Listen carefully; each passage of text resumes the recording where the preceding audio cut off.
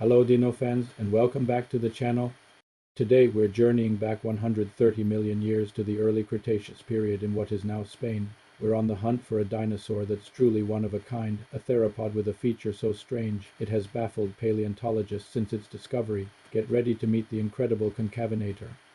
The name Concavenator literally means hump-backed hunter from Cuenca, and it lives up to every part of that name. Discovered in the Las Hoyas fossil site in Cuenca, Spain, this dinosaur was a medium-sized predator, measuring about 20 feet or 6 meters long. It belonged to the Carcharodontosauridae family, making it a cousin to some of the largest land predators ever known, like Giganotaurus and Carcharodontosaurus. But while its cousins were famous for their massive size, Concavenator is famous for something much weirder. Let's talk about that hump. The most striking feature of Concavenator is the two unusually tall vertebrae right in front of its hips. These bones stick up much higher than the rest of its spine, creating a sharp, triangular crest or hump on its lower back. When it was first discovered, scientists were scratching their heads. What on earth was this for? Several theories have been proposed, and each one is fascinating. One popular idea is that it was a display structure. Imagine a male concavenator trying to impress a female or intimidate a rival. By pumping blood into the skin covering the hump, it could have flushed with vibrant colors, creating a dazzling and intimidating visual signal. In the animal kingdom, standing out is key to survival and reproduction, and a flashy back hump would certainly make you stand out in a crowd of Cretaceous dinosaurs.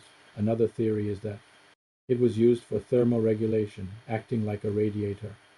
The large surface area of the hump, filled with blood vessels, could have helped the dinosaur absorb heat from the sun to warm up quickly in the morning, or release excess heat to cool down after an intense hunt. This would have given it a significant advantage, allowing it to be active when other cold-blooded animals were still sluggish.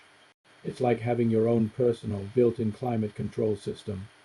A third, and perhaps more mundane, possibility is that it was a form of energy storage. Think of a camel's hump. Concavenator's structure could have supported a large mass of fatty tissue. In an environment where food might be scarce at times, having a fat reserve to draw energy from could mean the difference between life and death. This lunchbox on its back would have allowed it to survive long periods without a successful hunt. So was it for show, for temperature control, or for storing food? The truth is, it could have been a combination of all three. The fossil is so unique that the debate continues to this day, but the oddities of Concavenator don't stop at its back. When paleontologists examined its forearm bones, the ulna, they found a series of small, evenly spaced bumps. These bumps are incredibly similar to quill knobs found on the bones of modern birds. In birds, quill knobs are the attachment points for the strong primary flight feathers. Finding them on a dinosaur that clearly couldn't fly was a groundbreaking discovery. So did Concavenator have feathers? It's highly likely it had some form of protofeathers. These wouldn't have been the complex feathers we see on birds today, but more likely simple, hair-like filaments or quill-like structures sprouting from its arms. They wouldn't have been used for flight, but they could have served other purposes. Perhaps they were used in display, adding another visual element to its courtship or threat rituals. Imagine it fanning out its arm quills while showing off its colorful back hump. What a sight that would have been. They could also have been used for insulation or even to help brood its eggs, keeping them warm. This discovery was huge because it showed that feather-like structures were present in a much wider range of theropod dinosaurs than previously thought, even in the large carnivore group. Let's reconstruct the world of Concavenator. It lived in a wetland environment, a prehistoric swamp teeming with life. The Las Hoyas fossil bed is famous for its exceptional preservation, giving us a clear picture of this ecosystem. Concavenator was the apex predator of this environment. It would have stalked the marshy shores, hunting other dinosaurs like the small ornithopod, as well as primitive birds, crocodiles, and large fish.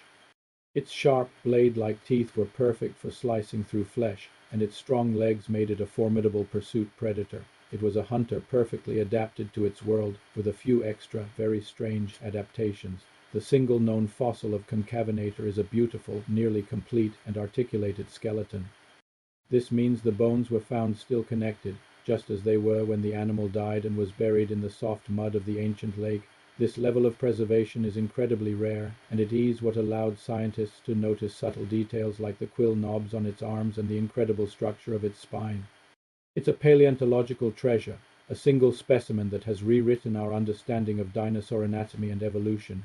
It's a snapshot of a creature that is both familiar as a theropod predator and utterly alien with its unique features. In summary, Concavenator is a dinosaur that challenges our expectations. It's not the biggest or the most famous, but it is one of the most interesting. With its mysterious back hump and the evidence of proto-feathers on its arms, it paints a picture of a dinosaur that was complex and wonderfully bizarre. It reminds us that the world of the dinosaurs was far more diverse and stranger than we can imagine, and that there are still so many secrets buried in the rock waiting to be discovered.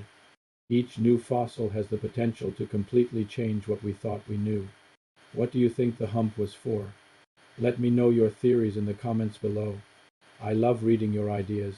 Thank you so much for joining me on this journey back in time.